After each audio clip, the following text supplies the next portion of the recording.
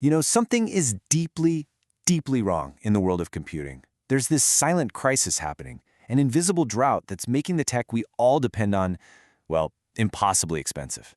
And let me tell you, this isn't a story about supply chains. This is a story about control.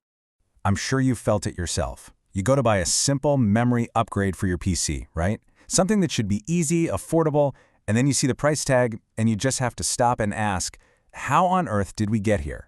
How did a basic component become a total luxury item? Because get this, in the last year, prices for consumer RAM haven't just gone up, they've gone completely vertical. We're talking soaring by as much as 300%. That's not inflation, my friends. That is a manufactured crisis. So let's investigate.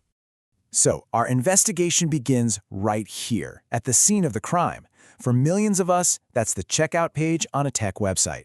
The evidence? A stick of memory. You know, a stick of RAM that used to be affordable and now it costs a small fortune. But here's the weird part. There's no obvious reason why. No factory fire, no big earthquake, no natural disaster, nothing. And the victims? They're everywhere. PC builders are just canceling their dream rigs. Laptop companies are quietly selling these so-called pro models with a pathetic 8 gigs of RAM, just hoping you won't notice, all to keep the price from totally scaring you away. It's a crisis that's hitting everyone, from students to small businesses, and it's all happening right out in the open. So, okay, if this wasn't an accident, then who's responsible? To really get what's going on, you have to meet the handful of companies that control the entire global supply. And they're not really competitors, let's be honest. They're basically a cartel.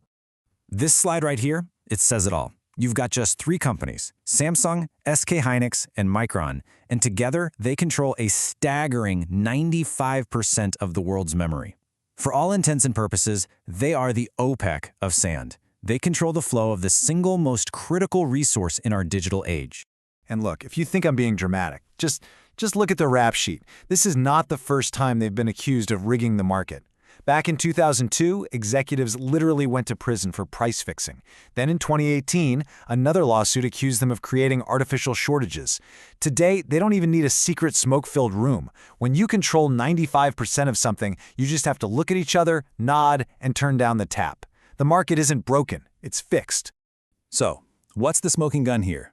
I mean, why would they starve out the entire consumer market? What could possibly be more important to them? Well, the answer is pretty simple. There's a new gold rush, and it's called AI. And this is the brutal math that explains everything. See, they can take a wafer of silicon and make the memory that goes in your PC for a certain profit. Or they can take that exact same wafer and turn it into this specialized high-bandwidth memory for AI servers and make 5 to 10 times more money. It's not even a choice for them, is it? I want you to really think about that for a second.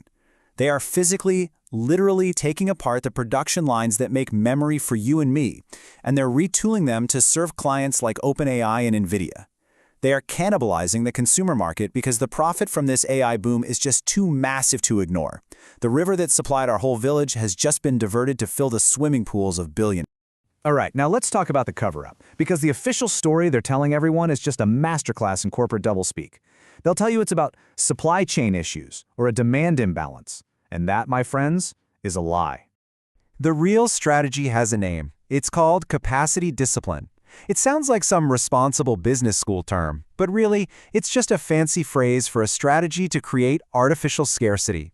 It is the conscious decision to never, ever produce enough supply to meet demand, which guarantees that prices stay permanently, painfully high. And this shows you exactly how they did it. In 2023, when demand was kind of low, they cut production in half just to make sure prices didn't fall. And in doing so, they realized they had total control. So now that demand is back, they're simply refusing to turn the taps back on for the consumer market. I mean, why would you sell a buffet when you can starve the crowd and sell a single cracker for $100? This shortage is not an accident, it is a design.